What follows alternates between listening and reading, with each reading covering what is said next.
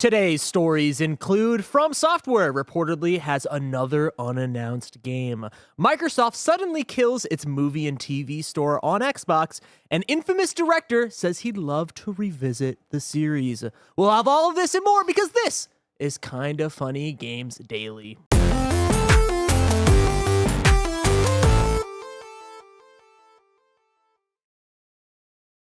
What is up, everybody, and welcome back to Kinda Funny Games Daily for Friday, July 18th, 2025. I'm Roger Percorning, and today I'm joined by my other half, Snow Michael. Michael, how you doing today? Good morning, Raj. I'm a little tired, you know. Yeah. It's the end of the week. You woke me up way too early yesterday for a kind of funny field trip. Yeah. And then I stayed up late playing Donkey Kong. Yeah, didn't learn anything. You didn't learn anything.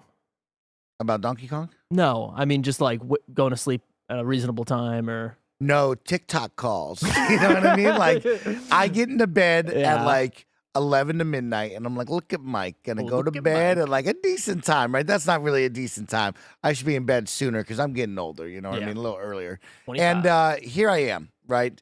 I get into bed, I get all cozied up, and I go, okay, Mike, what are you going to do? You're going to watch the newest episode of It's Always Sunny in Philadelphia? Maybe watch some Dropout because you're going big on that streaming service right now? I like that. Or, who's that calling? It's TikTok. And they say, let's nestle in for a nice little 2 hours. And all of a sudden, it's 2 a.m., and I keep scrolling. And here's the issue, Raj. Yeah, tell me. Is the problem with the scroll is you get tired during some moments. It's peaks and valleys. Yeah. You're up, and then you get a little tired, but then you're back up again. And so when it's 1:45 a.m., and I'm thinking, man, I should go to bed, the peak comes back. Oh, you're back. You find that right thing. It's the dopamine. It's like you're scrolling. It's like, oh, I got it there. Yeah. I'm back up. And I got some good ones. Yeah. Because you always you do the thing where you send me a bunch of TikToks. Yeah. I've told you already, I am not on TikTok anymore. I've deleted the app because I'm hopelessly addicted like you are. Yeah.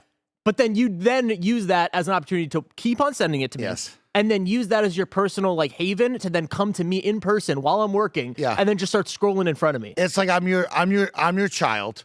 And you're my dad, who's like, I don't care about any of this. But then I get you stuck on the couch. You're with me, let me and I'm talk like, about Dad, Libby look at these. Yeah. Look at these. You're Look like, at none of Baby these are Gronk. funny. And I'm like, look at these. This is awesome. This is what I want to do, Dad. This is what I want to do. I do that with Cool Greg. Oh, yeah, exactly. So, like, Jet 2 Holiday has taken over my TikTok feed. You don't know about a Jet 2 Holiday? Is that a person? Is that a band? So there's a song that sings, and then there's a lady that's clearly doing like this European ad for taking vacations, and they're like, right now on a Jet 2 Holiday, you can save, and then it just gets into people's crazy, wacky vacation moments. Okay, so it's like a trend. Yeah, it's a trend. My favorite. Chat, let us know, everybody. Is this way too late, or is he like right on the trend? Like, is this trend already passed him, everyone by? Oh, no, because that's what I feel like is happening with Mike, is that he's showing me shit, and then right on. Okay, cool. Right on trend. Damn, look at Roger, you. Fuck. You feel that? That's the pulse, and I'm on it. Yeah. Okay? I'm always Did you actually feel your pulse? Because I feel like I'm a little scared. I don't know if when you it's going 160 beats per minute, it's you very can feel easy. it, I promise you. But you also talked about Donkey Kong right there. You've been playing Donkey Kong. I've been playing Donkey Kong. How you liking it? Where you at? You said 4 hours, right? Where am I at right now? I am on world number 3. Okay. So I've just passed you go Lagoon. Yeah. You go Desert Refinery. Yeah. Boom, that's where I'm at. Okay. I think I'm way before you then. Yeah, I just got the Pauline moment where she comes out. Yes, I'm really welcome early. to the tutorial. Yeah, welcome to Slappy. the tutorial.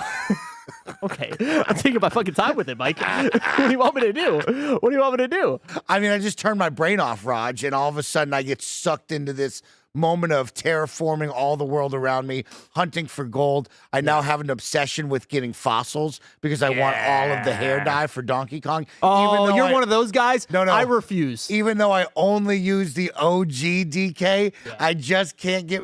I'm kind of coming around on the Cloud White one.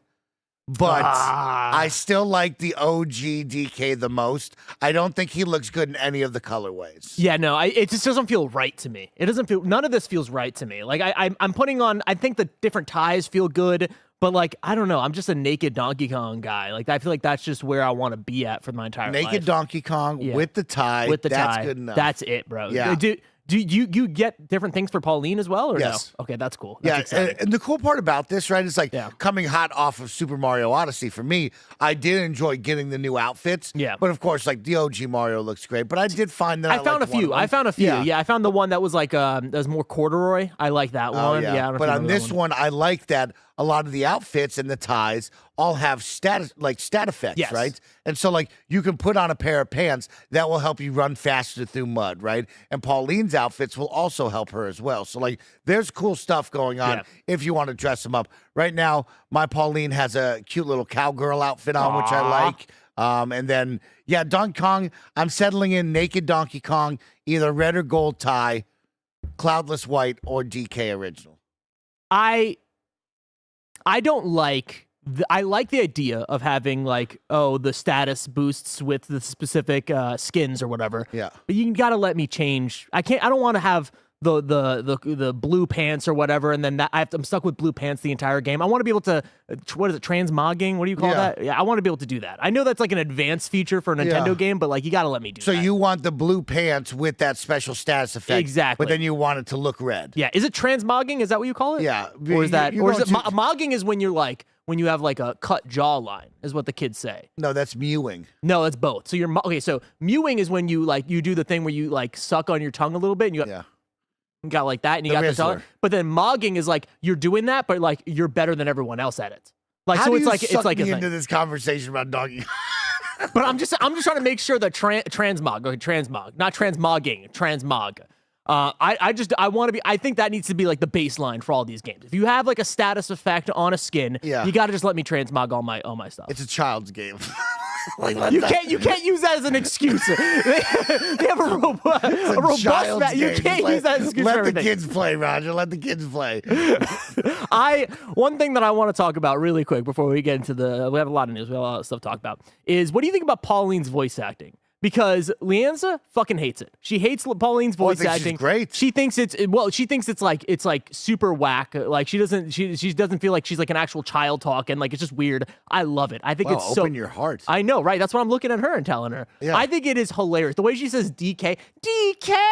It's the funniest shit in the world. It is so good. It reminds me, chat. I wonder if anyone knows this reference. Is from Metal Wolf Chaos XD. There is the secretary that's in your ear. Every time you die, she says, "Mr. President." It's like the exact same cadence. Yeah. It's incredible. I love her voice acting. I think it's great. I love hearing some voice acting in these games. Yeah. As a not big Nintendo guy, I always am stunned whenever I jump into these games, and there is very limited to no voice acting. And so I enjoy what I'm getting out of that. I even like when the evil monkeys, I guess you haven't met Void yet. Yeah, they talk? They have a Simlish situation going on. That's kind of how she's singing too. So like I guess there is like her song. This song is so good. Have you gone Bananza yet? Yeah. That's up there. That's a moment, bro. That's up there, it's good. And the lead up to it of like her getting ready to sing and then Donkey Kong's all pissed off about it. It's great, dude. Have you fell asleep yet? You get a home? No, I didn't get. I've been sleeping. I've slept at places, but I haven't got like a home. Yeah, you're gonna get a home. I really enjoy every single time Pauline will give you a different she gives you a new voice line of where you're kind of at, what boss you might be fighting. I enjoy that a lot. God. So yeah, I'm all in on that. What a game, man. What a game where all of a sudden you turn it on and your brain turns off and you are just lost in the world. Only a children's game. Can't critique a tank talk about it. No, don't get that deep into transmogging, Roger. Just let the kids play. I think it's okay to have the transmogging conversation. Okay, we gotta be okay with transmogging. I guarantee you, most of the children playing this game have no idea there's status effects going on in that. They don't care about that. They just want to know what color Donkey Kong can be today. We gotta transmog, everybody. We gotta bring it together. But that's always the thing about Nintendo, is that they're always like right there, but they're just like a little off. There's always like everything's great. Like the photo mode's incredible, but like just a little off. Like it needs like 1 to 2 more features. That's it. But hey, it's great. It's good stuff, everybody. Remember, this is Kind of Funny Games Daily. Each and every weekday, we run you through all the new nerdy news you need to know about live on YouTube, Twitch, and podcast services around the globe. If you love what we do, support us with the Kind of Funny membership on Patreon, YouTube, and now Spotify and Apple Podcasts to get all of our shows ad-free, watch us record them live, and get a daily exclusive show. Again, I will always say this every time I'm on the show. YouTube Music, really good. I use it for all of our podcasts. It's awesome. You can watch it live and you can watch our video version. And it works really well on mobile when you're walking around the world. For a chance to be a part of the show, submit your thoughts and opinions as YouTube super chats as we go. Especially, I want to know your thoughts on the first story about FromSoftware and what that secret game might be. Housekeeping. Our first Strand-type premium collector's item has arrived. It's a lore-accurate recreation of myself putting Kojima onto Caroline's music created by the incredible Panda Musk. Grab it before the month ends exclusively over at kindafunny.com, patreon.com/kindafunny. And this is Caroline Polachek approved, everybody. She loves this one. She commented on it, so shout out to that. Another shout out, Tim's hosting the San Diego Comic-Con panel for Marvel Cosmic Invasion next Thursday, July 24th. Get hype and let Tim host. They made it happen. That's super exciting. Hyped for him. Of course, we're an 11-person business, all about live talk shows. Today after KFGD, you'll get Gamescast, which will be our Astro Bot review almost a year later. So talking about all the DLC, all of the challenge maps, and all those new bots, kind of going in there and seeing if this game has held up and how much it's gotten better. After Gamescast, a big one, everybody. Game Showdown returns for a special 4-episode run hosted by the one and only Nick Scarpino. It's 9 contestants all vying for a prize that is going to change their lives. Probably not, but maybe a little bit. So that's a big one. Tune into that after Gamescast and support Nick and the crew because this is a fun one. 4 episodes of fun, and it gets weird. And some surprise guests in the later episodes. It's a bracket style thing. So the first episode you guys are going to really enjoy. Then after the stream, the stream is more Donkey Kong Bananza with Bless and Barrett. Will they be eating bananas? We shall see. If you're a Kind of Funny member, today's Gregway is 20 minutes. Honestly, Mike and I recorded Gregway yesterday. Let's just be honest. Just don't watch this one. This might be too far. This might have been too far. Do us a favor and skip this one. Just skip it. Get the membership, watch an old one. You know what I mean? Go watch an old one for us. Watch the ones where Mike and I talk about things that are a little bit more wholesome. Like, but don't go off the rails. Don't tell Greg about this one, like whatever you do. Please don't talk. Nick knows about it. Tim knows about it. Yeah. Greg cannot know about this one because he'll play it in front of his kid and it's not going to be good. Uh-oh. Roger and Mike are fired. Don't watch this one. Don't watch this one, everybody. Thank you to our Patreon producers, Carl Jacobs, Omega Buster, and Delaney the Psalm Twining. Today we're brought to you by Shady Rays, but we'll tell you all about that later. For now, let's begin with what is and forever will be the Roper Report. It's time for some news. 6 stories today. Beakers does it! I like that. I like that energy. I like that deepness in the yell. That was good. Story number 1. FromSoftware reportedly has another unannounced game that could release next year. This is from Andy Robinson over at VGC. Elden Ring studio FromSoftware reportedly has another unannounced multi-platform game in development with a release likely due next year. That's according to MP First, which claims that the Japanese developer has a game codenamed FMC at, quote, advanced stages of production, alongside upcoming Switch 2 title The Duskbloods and Elden Ring Night Reigns post-launch support. According to the publication, the unannounced game is likely to release no later than next year. It also conducted analysis into the unannounced title's codename, which it says is likely an abbreviation. It also notes that previous codenames starting with the letter F have been related to Dark Souls or Armored Core games. This leads it to speculate that the unannounced title could be a Fires of Rubicon expansion or the long-expected Dark Souls 3 remaster. I didn't know that was long expected. Mike, what do you think about this? What is your first initial knee-jerk reaction when you heard there's an unannounced 2026 FromSoftware game? Where did your mind go?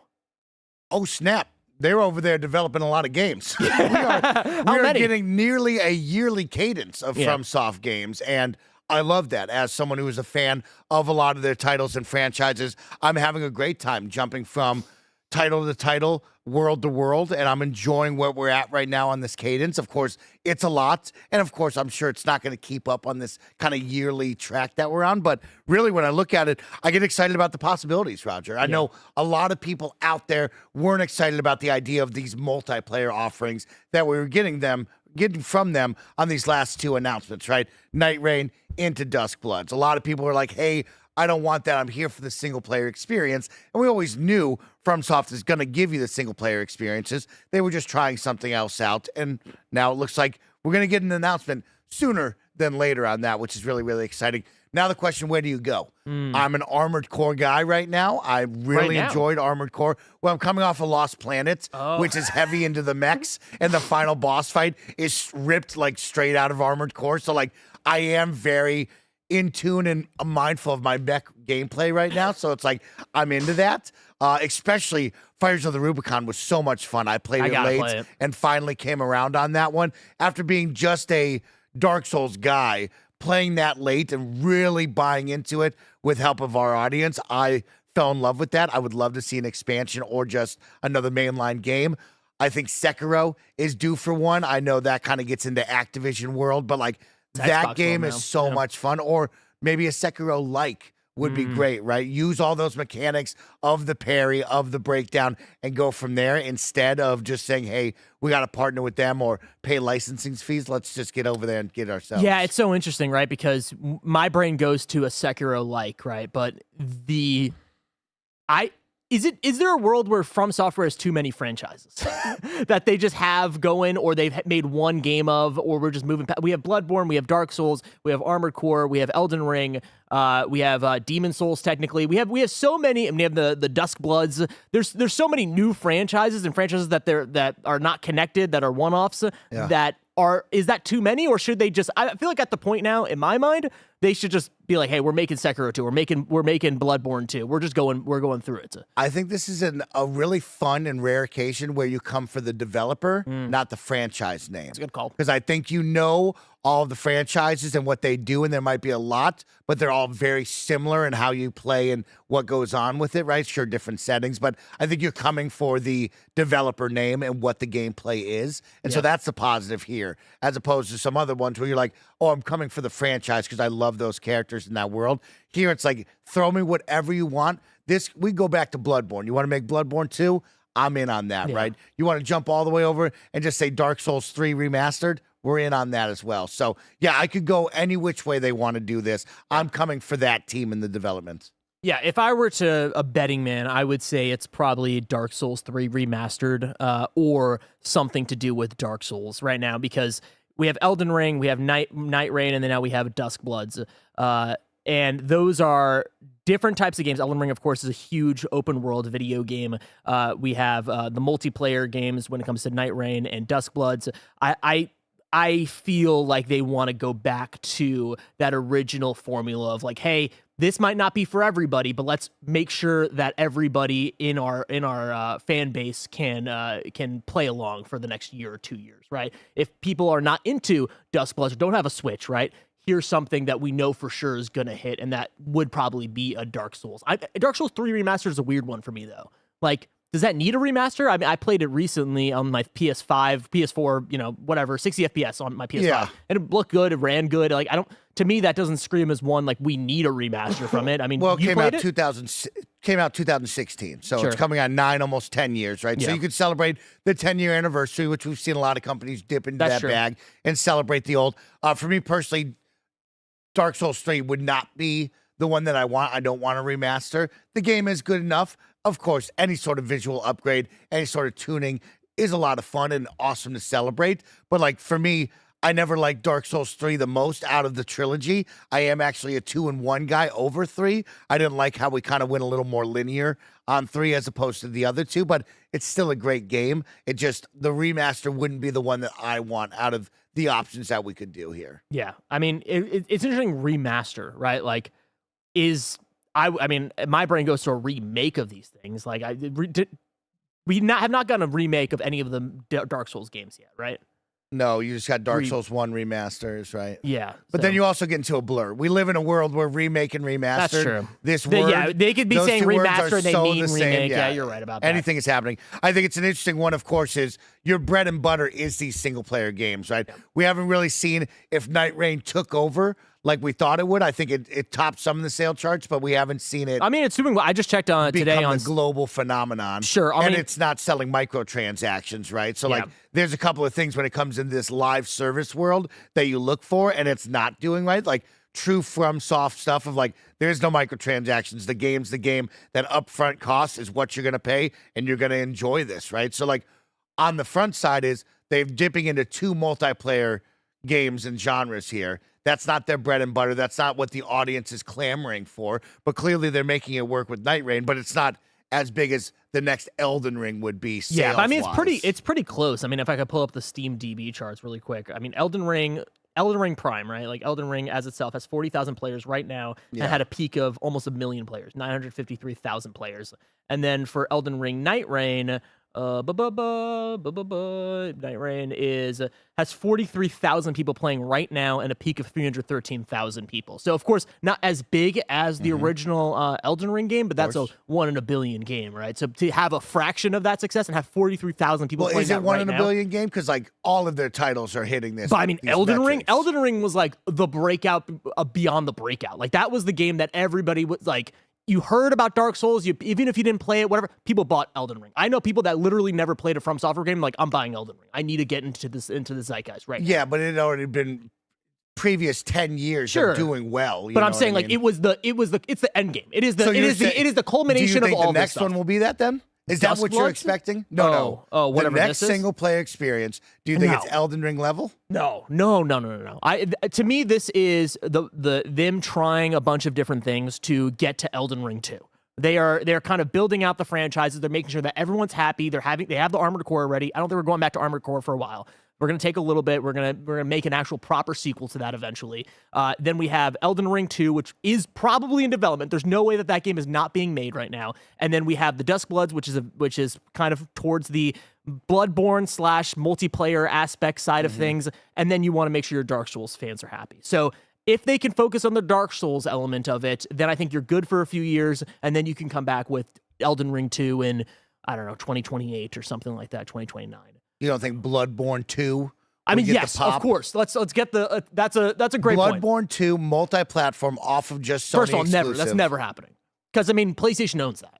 Right? Yeah, they will never let that happen. Sekiro. What if they point to Elden Ring sales and they go, but you could have a piece of this? Sure, I could see them doing the PC. You could get 30% of Xbox PC sales if we do this. I don't think Elden Ring becomes... Elden Ring. Bloodborne 2 ever goes fully multi-platform. I could see the PC thing, but also, let's be honest, with Xbox sales, that's the pie that matters. The pie that matters is PC. Yeah. So if you go PC and PlayStation, you're good. Like that's the Helldiver situation. You just do that, you're going to be fine. I could see that world.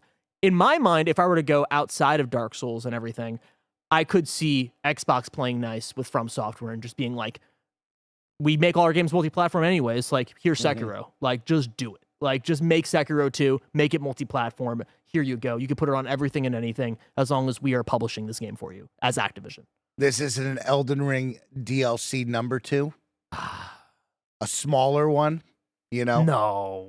Shadow of the Earth Tree was massive. What if this one's smaller? I mean, no. You have to be full on, like, we're going Elden Ring 2 now. Because now you just keep on going backwards a little bit, and now we're just going to keep on updating this game forever.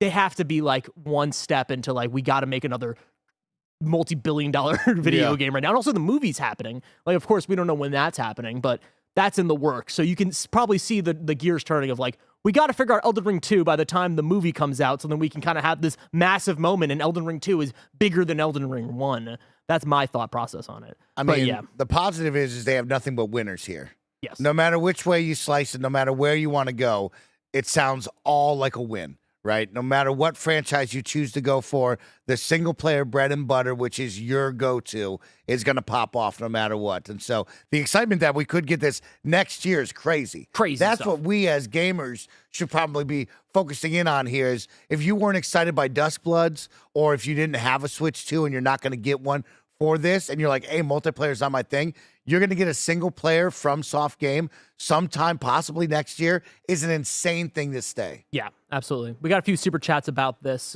before we move on to the next story.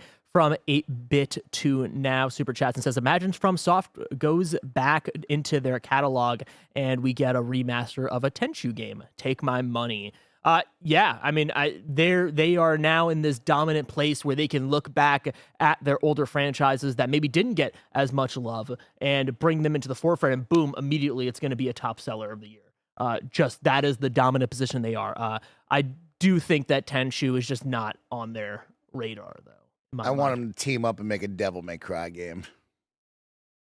That Devil May Cry 3 is so good. I want them Roger. to make a racing game. A racing game. What if they made a little racing game? We had Cartborn, and then they took that off. Yeah, but then it still came out. Yeah, it's still there. It's a different thing. Danny in the middle, 969 super chat says, "Don't disrespect Sekiro, their first game of the year winner." No disrespect here. I'm telling you. No one disrespected that one. Skylar for Slund over on YouTube super chat says, "Do you think we'll even get an Elden Ring 2? Miyazaki said that they reached their limit for how large a world can go. Where do you go from here?" I mean, I don't think it necessarily needs to be any bigger than that. Any bigger, it's just already a massive. different world, right? Like you can take that world, or you can remix it. Like you've already seen it in Night Rain. Like there's ways to, and also Miyazaki, he'd be saying shit. You know, he'd be saying shit. Like yeah, sure, we've reached our limits. Here's the bag. Like we can figure out something bigger. People's feelings change every other yeah, day. exactly. Yeah. Here's some new technology. We can make something bigger. I mean, that was coming fresh off of Elden Ring. I'm sure the burnout was high. So I can see a world where they're continuing to build and make something bigger. We have another one from the Pen God, Duskblood single player game, Blood Sworn. Oh, that's interesting. If they make like a single player version of Duskbloods, I feel like Duskbloods is going to be fine enough to play by itself or some version of it. Or is that fully a multiplayer game? Do we know that? You're going to step into the arena with me no matter what. Oh, really? Yeah. That's interesting, though. I like that thought process of like having Duskbloods as like a multiplayer thing and then a single player thing. Yeah. That's interesting. I didn't think about that. With a lot of super chats. This is Bode LYK also super chats and says, the only IP not controlled by FromSoft is Demon Souls and Bloodborne. Everything else is on the table. Activision has no ownership over Sekiro. Oh, cool. I did not know that. That's cool. And of course, last one from Omega Buster. FromSoft. Oh, another one before that. FromSoft X Lost Planet collab for Micah. They'd have to learn how to shoot. Yeah, that'd be cool. They would have to learn how to shoot. They have to learn the. This is one I'm going to read really quick, but I don't know anything about this franchise. 9 Saif says FromSoft should go back to Otogi. Never heard that one. Never heard that one. Chat, let us know about Otogi. But I will let you know about our sponsors before we continue on for today. We're going to tell you a little bit about our sponsors. And of course, if you don't want to hear anything about our sponsors, head over to patreon.com/kindoffunny and join the Kind of Funny membership that is also available on Spotify and Apple Podcasts. This episode is brought to you by Shady Rays. Get ready for the season ahead with quality shades built to last. Our friends at Shady Rays have you covered with premium polarized shades that won't break the bank. Shady Rays is an independent sunglasses company offering a world-class product rated 5 stars by over 300,000 people. They have hundreds of options to choose from, so you're bound to find the perfect pair to match your style. If you don't love your shades, exchange them for a new pair or simply return worry-free within 30 days. There's no risk when you shop. Their team are always there to have your back with personal and fast support. Y'all know I've been outside a lot playing Pokemon Go, and it's such a great experience wearing Shady Rays when I'm out and about looking dope. Exclusively for you, Shady Rays is giving out their best deal. Head to shadyrays.com and use code FUNNY for 35% off polarized sunglasses. Try for yourself the shades rated 5 stars by over 300,000 people. Again, go to shadyrays.com, use code FUNNY to get 35% off polarized sunglasses. And we are back with story number 2. Microsoft suddenly kills its movie and TV store on Xbox and Windows. This is from Tom Warren over at The Verge. Microsoft has suddenly shut its movies and TV store on Xbox consoles and Windows PC. As of today, You can no longer purchase new movies or TV shows from the Microsoft Store on Xbox or Windows, but you will still be able to access previously purchased content on devices. Quote, downloads will continue to be available on Windows and in HD max resolution, says Microsoft, but you'll have to continue using the Movies and TV app on Windows or Xbox to play the content you own rather than access it from another service. Unless you purchased movies as part of Movies Anywhere in the US, Microsoft is not offering a refund for purchases either. Microsoft is now leaving it up to Amazon, Netflix, Apple TV, and the many other streaming video services to cater for movies and TV content on Windows and Xbox. Microsoft will continue to provide support for any issues playing back previously purchased content, and owners will be hoping the company keeps its servers online for many years to come. I want to hear your take on this, because you had more of a knee-jerk one than me. When you first heard this one. Yeah, I was surprised at this one, Roger, as someone who has been in the Xbox ecosystem for a long, long time, right? And the Xbox was my home console. It was my everything. I was buying movies and TV shows back in the day via my Xbox, right? And so there's a little bit of a knee-jerk reaction. There is kind of like the first moment for Snowbike Mike, the all-digital purchaser now, going, oh, shit. Yeah. There goes that, right? No refunds. I'm never going to chase this, right? I'm not going to chase this app. I'm never going to go find out where to watch these. Those are just gone. So, like, here's my first taste of, like, that digital purchase. Yeah, that's going to be gone sometime, right? And so, yeah, I am surprised at this, especially when you and I were talking earlier this morning of the Xbox One being your home console. Everything at home is through this console. And yeah, we've made strides past that where it is about the games and we want to focus on the games. It's interesting when you go to the store, you used to be hit with games. Oh, here's the top new movies. And it felt like everything at all, in every place at all at once.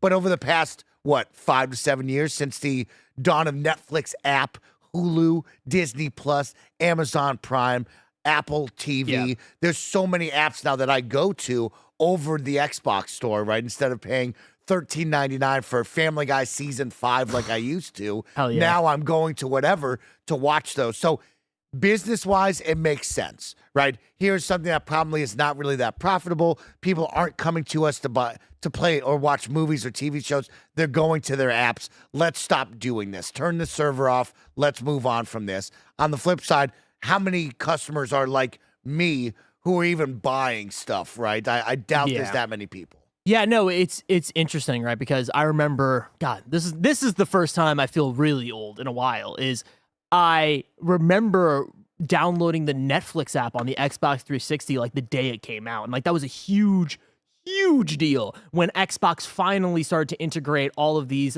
streaming platforms onto their services. And now I have movies that I've purchased through the Xbox app. And I was recently, actually like literally 2 weeks ago, Leanza and I were on my Xbox and I'm looking through. I'm like, oh, wait, I have movies on here. I have TV shows on here that I purchased from back in the day when I didn't have Netflix, when I didn't have any of this stuff. I would use my Microsoft points that I had left over from buying, I don't know, a Walking Dead episode 2, season 1. And I would buy like, Step Brothers that was like super on sale or whatever, the unrated version. I'm looking through all the things that I had. And I had the moment where I was like, well, let me look through like, what is actually that's the Netflix disc that you would get, you put into your Wii so you can watch Netflix on your Wii. That's really cool.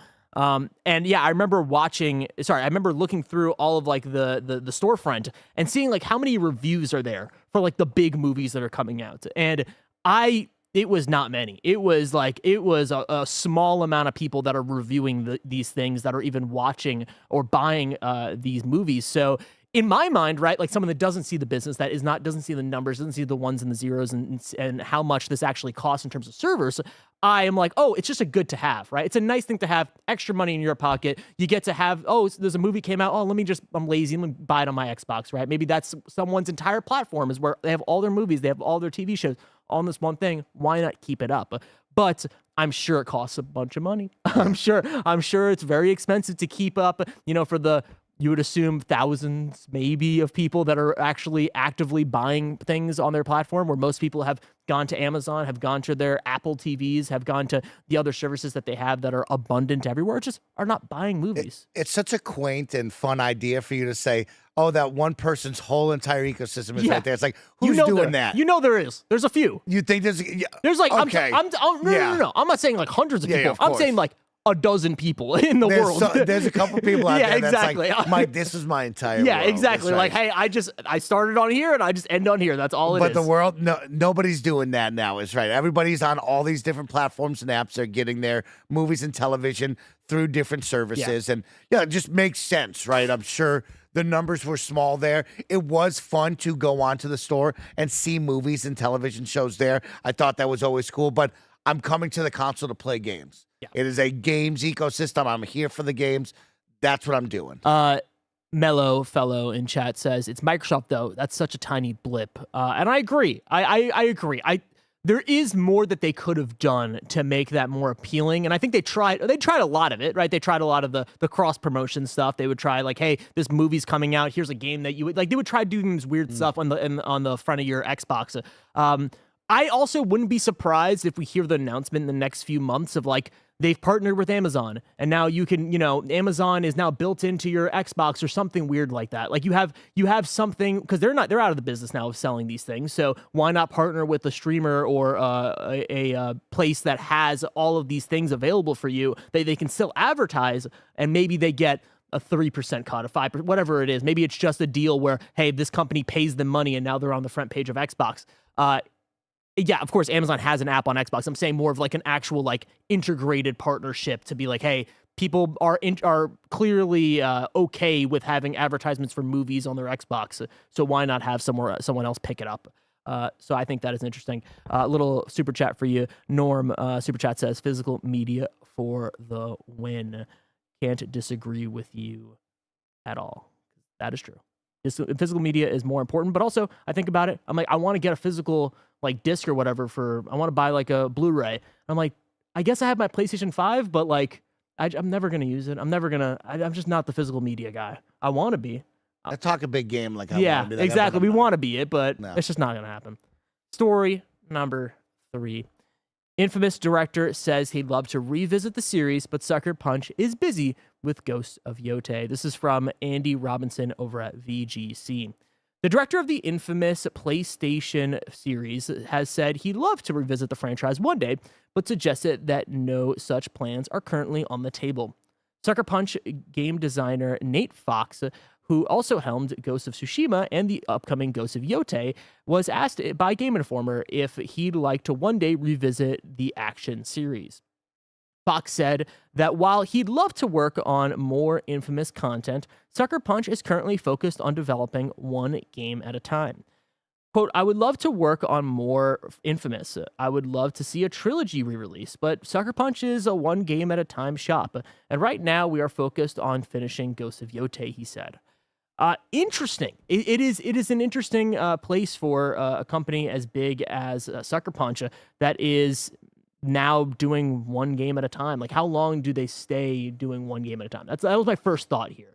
Is we see all these big studios, these big AAA studios specifically. Spin up a little second team. Exactly. Here's a second team making a smaller game or an equally big game.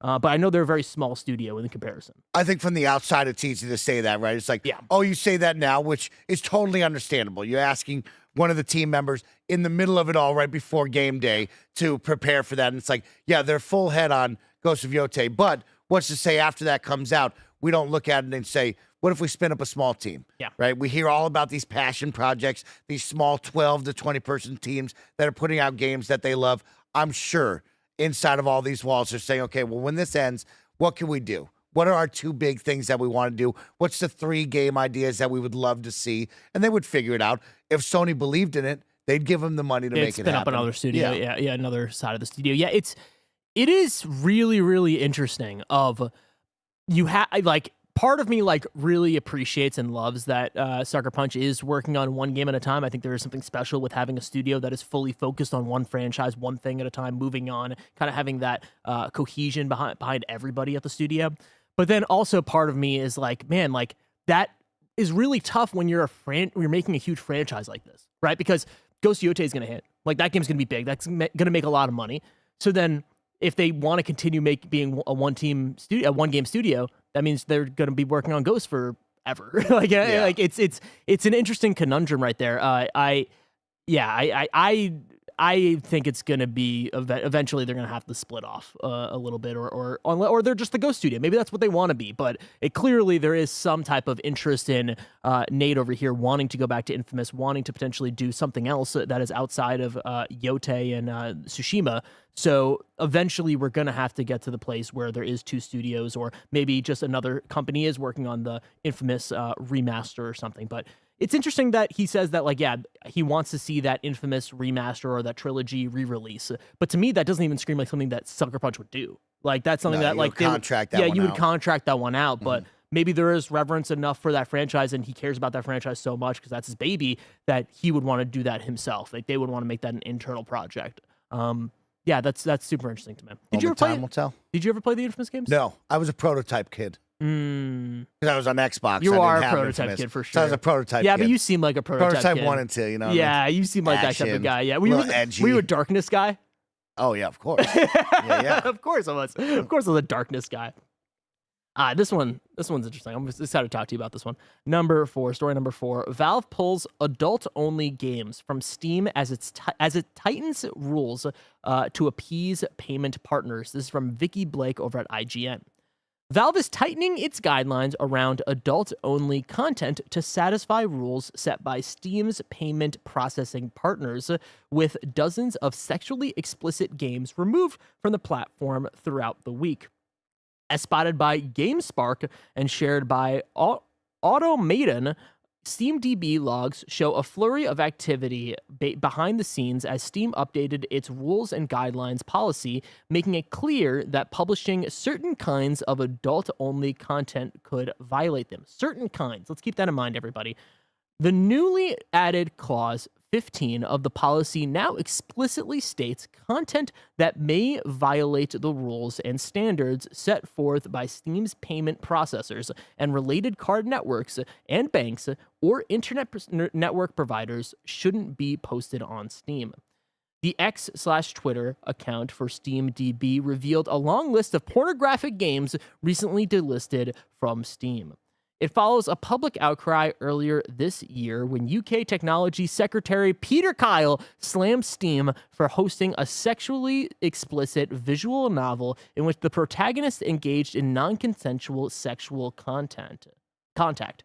However, Valve's new guidelines were criticized by some who have expressed concern over censorship and the vagueness of Valve's language around its rules. Man, this is an interesting one because immediately you jump to, well, what's on Steam right now? Yeah. Because you and I love to go through the new and trending list on Steam, and you just see the wildest stuff. The Wild West over there. It's the wildest stuff in the world, and we were like, okay, let's see what they scrubbed.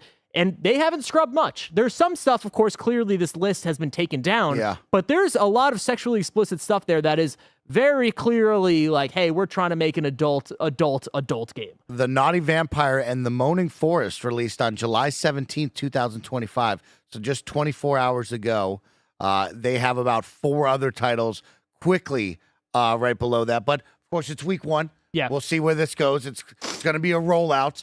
Maybe that was already through the system and ready to rock and roll. But this will be a very interesting conversation because when I go to Steam and sometimes even the Nintendo eShop, I am kind of stunned and surprised at the games that I see, right? Nintendo eShop is there wild. is a conversation of like, hey, this is their art. Art is art. We're putting it out there. And you can click on the tab that says, I don't want to see mature content. And you can hide all that from your store page so you don't have to see it. You can click on that and buy that if that's your kind of fancy. But it is interesting we're seeing Steam here say, you know what, we've been working with other companies and they might not like that. Yeah. And we kind of have to work with them because they're processing your payment and giving us the money that you give us. And so, yeah, maybe we can't be doing that. So it'll be interesting to see, Raj. Yeah. I don't have much to say on this because this comes to a whole nother level above me. That's like, oh, just sell the adult games. Or, hey, man, I don't know if I need Harem and the Lust card game on my page right here. What was the stepsister one? What was that one? Don't tell mom I fed my stepsister, splash emoji. Yeah, I wonder what it was. That's a $10.04 game. Right Oh, wow, now. and 4 cents. That's It's on interesting. sale, 50% off. Oh, wow, that's huge. Wow, $20. Oh, my gosh. Yeah, it's interesting to me because, of course, the stuff that Peter Kyle over in the UK was talking about, that's awful stuff and needs to be removed from Steam immediately and expeditiously. But there is also the world where people are horny and make horny games, and people have it's consenting adults and consenting people in these stories, and I think that should be fine. But it is, when it comes down to it, I think it's going to be Steam doing a very specific and discerning, like, hey, we're going to take down this thing because it has XYZ that we find is above that line, but they're going to keep on these things that are horny games that are sexually explicit but are not necessarily rocking the boat in terms of the things that they deem shouldn't be on the store. So at first it's going to be a lot of like, they're going to be picking and choosing, and then we're going to see in the next few weeks if the card holders are still happy or are happy at all. If they're not, then we see the world where we just remove all porn from this site. If we remove all sexually explicit content that isn't, a nude scene in a video game, but is these games like the stepsister one where you're clearly just fucking your stepsister. So, yeah. Content that may violate the rules and standards set forth by Steam's payment processors and related card networks and banks or internet network providers, right? So these are all teams and organizations that they're partnered up with, that they're working with, that are all probably having a conversation every day of what they find okay, don't find okay, what they want associated with their companies. And Steam also at the same time is working with them because they're not doing all your card payment processes, right? So they want to make sure it's easy for them and easy for the group as well. So tough. We'll keep an eye on this one for sure and see how that evolves. Talking about Steam, story number 5. Valve boss Gabe Newell says he's been retired in a sense for a long time, but in reality works 7 days a week from his bedroom on his boat because he's having so much fun. This is from Vikki Blake at IGN. Valve co-founder and boss Gabe Newell has offered a rare insight into his life, talking about his days living, working, and enjoying life on a, quote, boat. I don't know why it's a quote. Maybe it's a yacht. In conversation with a YouTuber called Zalkar Salib, who had just 19 subscribers at the time of this interview, clips went live. They've since acquired several hundred more. The 62-year-old Gabe Newell said he's worked 7 days a week from his bedroom on his super yacht, there's the boat quotation, because it's fun and he still likes working. Asked to describe his daily routine in an interview, Valve has confirmed to PC Gamer is real. Newell said, I get up, I work, I go scuba diving, work some more. I either go on a second scuba dive or I go to the gym and work out. Then I work. I live on a boat, so I just hang out with everybody on the boat. That's awesome. Quote, I work 7 days a week, he added. I'm working from my bedroom, as you can tell. I like working. It's fun. To me, it doesn't feel like work. The kinds of things that I get to do every day are super awesome. I've said it before, but when you retire, you want to stop doing your horrible job, and then you go do what is most fun and entertaining. So in that sense, I've been retired for a long time. Expanding on the types of work that keeps him busy these days, Newell said, get to work with Drew and Jeremy on AI stuff or Chris on Steam stuff. In one of the companies, we're working on an aerosol pathogen detection device so you can see all of the pathogens that are in the air. Holy shit. That's me saying holy shit, not Gabe Newell. Brain-computer interfaces are incredibly cool, and all of the associated neuroscience is incredibly cool. So I just work all the time. But it's not like, oh my God, I'm up late at night slaving away on some stuff. It's more like I can't go to sleep because I'm having fun, Pretty sick. That's called rich. Dudes rock. Yeah. Dudes absolutely rule, dude. That's called living deep in the golden triangle, Roger. Yeah, that's the life you want to be a part of. I mean, I think everybody wishes we could be that, right? So rich, we live on a yacht, and we're so passionate about something that is fun to us that we can pour our hearts and soul into while still scuba diving, chatting with our best buds on our big mega yacht, and still having fun and sleeping well at night, right? I mean, the guy has created something where he can live that life now. Yeah. And so that's what it looks like, and that's what could happen. bro is incredible. Like, first of all, like, this is insane that this is an interview from someone that had 19 subscribers, gets like the most the most insane access to like the most mysterious man in the world. And then also, like, shout out to Gabe Newell, like having more money than Jesus Christ and God and everybody combined in this world, having so much money, just doesn't make his bed. Just doesn't make his bed before he does an interview. Doesn't even do the blur thing. He don't even give a shit. No. You don't even give a shit. He's just like, oh, this is my life. I'm living on a boat. Dave the Diver, bro. I'm just just going scuba diving. Doesn't make his bed. It's incredible stuff. Hitting the computer, having some fun. Yeah, I mean, it's kind of cool. I didn't know that he's working on all this different stuff.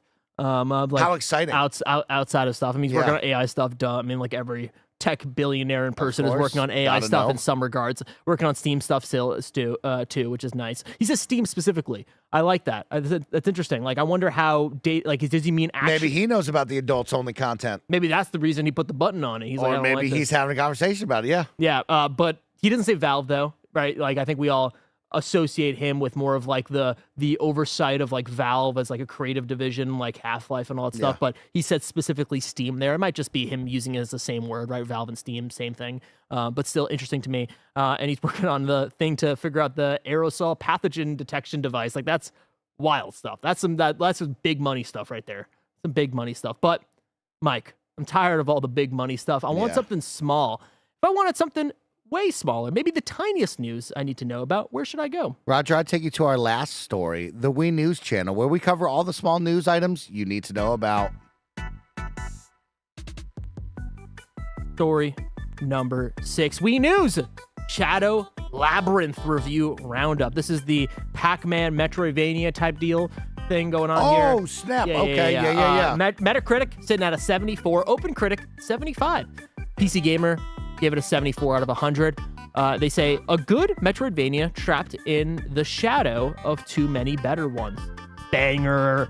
Give that person a raise. That's a banger. Push Square gave it a 6 out of 10. It says, unfortunately, while there are some fun elements taken from the arcade classic and a few neat ideas sprinkled in, the majority of the game is by the numbers Metroidvania that doesn't quite come together. Yes, this is about what I expected. Just like, I don't know, from looking at the trailers and stuff, it looks interesting and weird, but I don't know. There's so many Metroid. I feel like we're now in a super saturated Metroidvania landscape right now. So unless you're making some of the goats, I don't think I want to. But this one has Pac-Man. I guess. This is not the Pac-Man I want, though. They sent over some really cool, like, merch and stuff, but, like, it's not the Pac-Man I want. I just want Pac-Man. Yeah. It's like if they put Tetris in here. It's like, I just want to play Tetris. I just want to play Pac-Man. I don't want whatever. I get it. You're doing something cool, but, like, that's not what I want for this IP. We met Pac-Man once. We did. Dapped up Pac-Man, bro. That was pretty lit. Sick. That was sick. FBC Firebreak is getting a major update in late September. Remedy has detailed a lot of what they're going to do with FBC Firebreak in a blog post on their Steam page. Really quick, they did talk about how they're overhauling the way that gun progression works, which was a huge negative that Mike and I had throughout our review time. And they also said that they're going to, from what I gathered, they said that they're going to have like all the guns are going to start off like pretty, like you feel good using them. Like it's not like they're super under leveled like they start off now. So I'm willing to try this out again. Maybe we should schedule a stream and try it out when the new update goes live. And I'm hoping that game turns around because I feel like that team, there's something there. It just needs some tweaks. So I hope that there's an audience that comes around to it. From VGC, Mario Kart Tour, the mobile game from Nintendo and DNA is getting its first update in years this month. The pair have announced it. The Sunshine Tour will roll out starting on July 22nd with content designed to celebrate the recent release of console game Mario Kart World on Nintendo Switch 2. Dream of Another launches October 10th. Pixel Junk Eden 2 for PS5, PS4, and PC launches October 10th. And Nintendo Switch Online new feature, Closed Playtest, returns from July 28th to August 10th. And that is the end of Wii News. That is like the weird MMO thing that they're going for that people have already leaked from under NDA, but people just started streaming it. I didn't know about that. Yeah, so that's out there. What is that, like a Roblox, a PS Home? I don't even know from what I've seen. Like, chat, you can let us know. But like, yeah, it seemed like you're building stuff with people. So yeah, it's interesting. We'll see how that goes. It seemed pretty early before. Let's get into some super chats. I'm gonna look around a little bit. We did answer some before, so I'm gonna try to find some more. Guitar Hero Arrow says FMC equals Felden Mering 2. Nice. That's good. That's good. That's good. That got me. Nine Cypher writes in again and says, Otogi was in the original series by FromSoft, like Sekiro, but with magic and destructible environments. It's sick. That's awesome. Okay. Oh, we got the trailer over here. We got, oh, damn. Is that a fish guy? Giving original Xbox vibes. Yeah. Yeah, I like that. It's giving Otogi. Okay. Damn. Video games were cool, man. God, that guy's cool. What a cool game. Yeah, they should remaster. You know what? You want this now? This is going to be yours? You're going to ride for this one? This is going to be my niche thing. I'm going to start saying this thing. I'm going to start saying this, then people are going to be like, wow, you're smarter than you are. And I'm like, I'm not. I stole it from knows FromSoft games. Well, I know FromSoft games. I watched a trailer once. A lot of jokes about Goonin. I'm going to skip over those. I'm sick of it. A lot of jokes over Goonin. Okay, Bode in Super Chats and says, look, I know this is a hot take given the context of the games that got hit by this, but I really don't like the precedent this sets. Yes, it starts with these weird games, but it sets a precedence that we can deem anything taboo at their will. I get it. I understand that idea here. But at the end of the day, this is a private company having to deal with the literal thing that keeps it alive, and that is the credit card companies and the people that are allowing the card swipes to go through. So they're at the will of them. And yes, ideally they would have the thing of like, we are standing by our artists. Of course, we'll take anything down that has sexual assault or anything awful in it. But if people are making horny games, let's just let them have horny games. Like, who cares? That would be the ideal world. But that is not, specifically when you see the credit card holders who have stopped payments on porn websites and marijuana establishments that are legal. That is literally their will, and that is their right to do it. And now Steam is at their they got to play ball. They got to play ball. Yeah. They got to play ball. So it sucks. And yes, ideally that's what it would be, but I understand the sentiment, and it sucks. Mike, we're going to go to your wrong when I pick it up really quick. I can't find it. I'm scrolling. But you know what? I don't think we got anything wrong. I think we're perfect. Yeah, we learned that. And we're perfect, man. We learned that Sekiro is fully owned by FromSoft. No more Activision, so that's always good to have in your back pocket to know. And that is it. That is it for Kinda Funny Games Daily. Mike, I had a good one with you. A nice little calm, easy Friday. We're heading into the weekend. Donkey Kong Bonanza is on the mind. Go out and play a bunch of video games. Of course, I've been at the Pretty Derby. I've been Donkey Kong Bonanza-ing it up. I'm playing Vanquish. I'm just playing games. You're just all over the place. Play some video games. Have a wonderful weekend, everybody. Yeah, I'm excited. I'm going to play some Donkey Kong. I'm gonna play some Death Stranding too as well. I'm just going to be like second screening it. I'm watching a lot of Taskmaster. So I'm just lost. I'm just lost in the world. I love that. You like Taskmaster? I've never watched Taskmaster. You should. Okay. That's the one from Marvel. Yeah, exactly. This has been Kinda Funny Games Daily, where each and every weekday we run you through the nerdy news you need to know about live on YouTube, Twitch, and podcast services around the globe. If you love what we do, support us with the Kinda Funny membership on Patreon or YouTube to get all of our shows ad-free. Watch us record them live and enjoy a daily exclusive show. But don't watch today's episode, Greg. Watch an old one. Enjoy the Gamescast next, and, of course, Game Showdown after that, and then a stream.